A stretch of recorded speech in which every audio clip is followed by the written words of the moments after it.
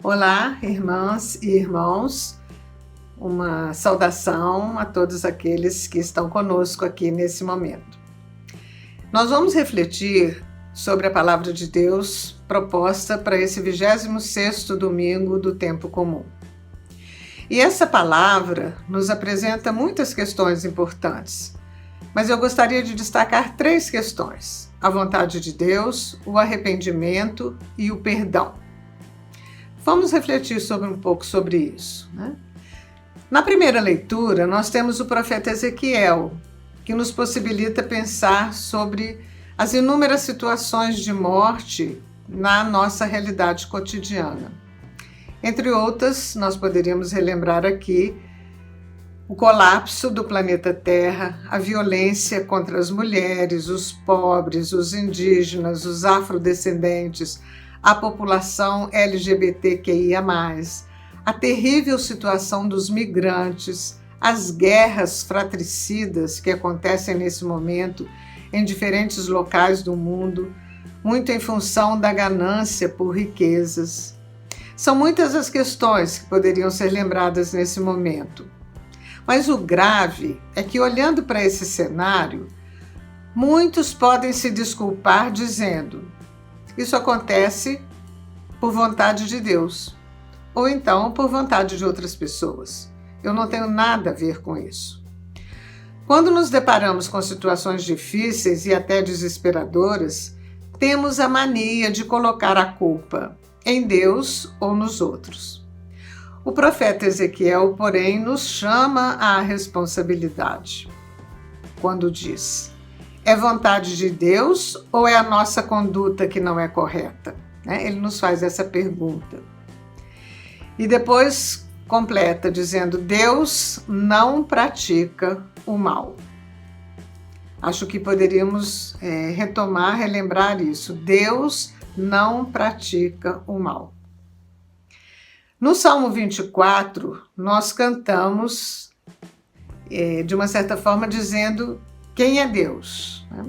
O Senhor é piedade e retidão. Sua ternura e compaixão são eternas. Esse Deus, portanto, não pode praticar o mal. Assim, podemos dizer com o profeta que não é vontade de Deus que a terra seja devastada, não é vontade de Deus que as pessoas sofram e morram em situações aflitivas. E o profeta Ezequiel complementa: quando um justo se desvia da justiça, pratica o mal e morre.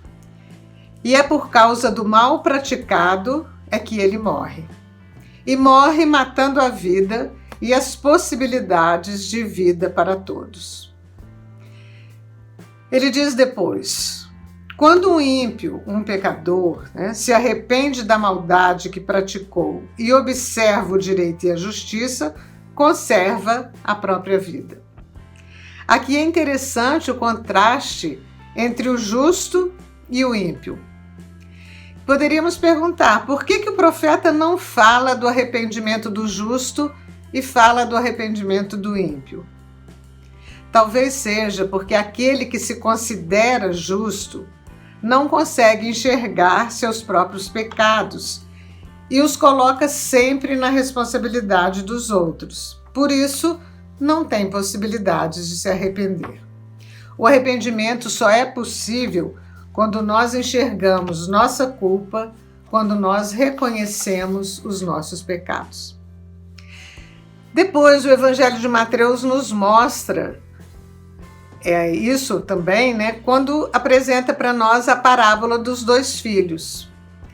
Ele diz que Jesus estava no templo e lá se dirige aos sacerdotes e aos anciãos do povo, aos chefes religiosos, e lhes traz uma questão. Pergunta para eles: o que vos parece?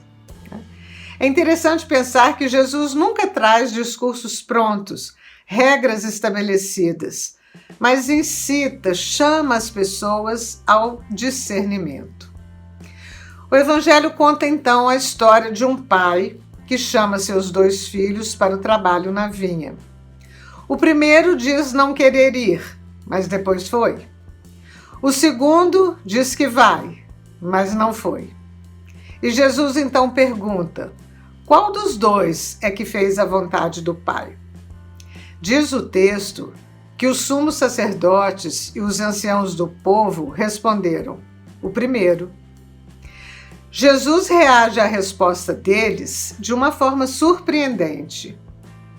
Ele não diz para eles: muito bem, vocês acertaram, são bons entendedores. Não. Ele diz: os cobradores de impostos e as prostitutas vos precedem no reino de Deus. Que significa, eles entram no reino e vocês não. Ora, né? Se eles acertaram a resposta, por que eles são tão desmerecidos assim?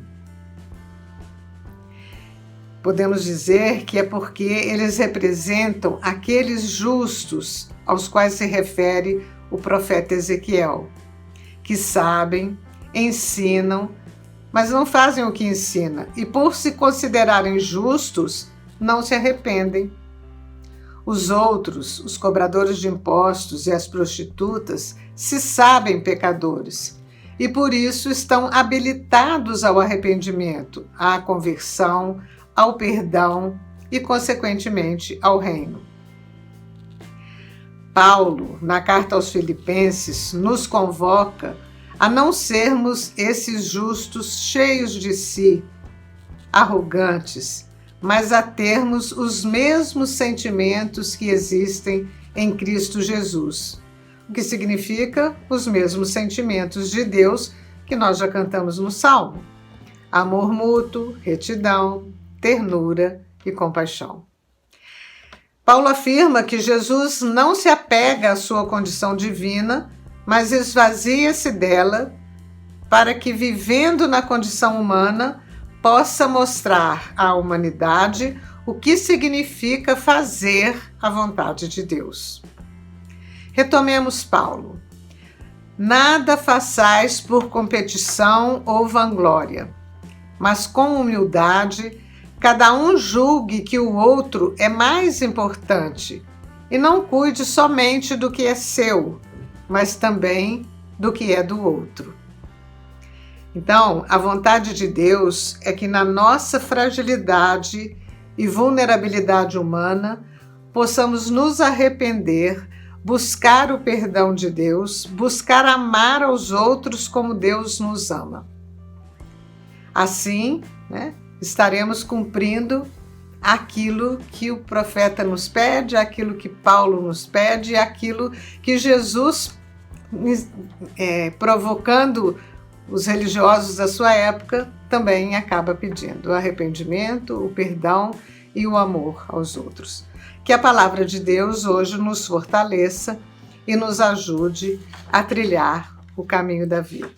Um abraço a todas vocês que estão aqui.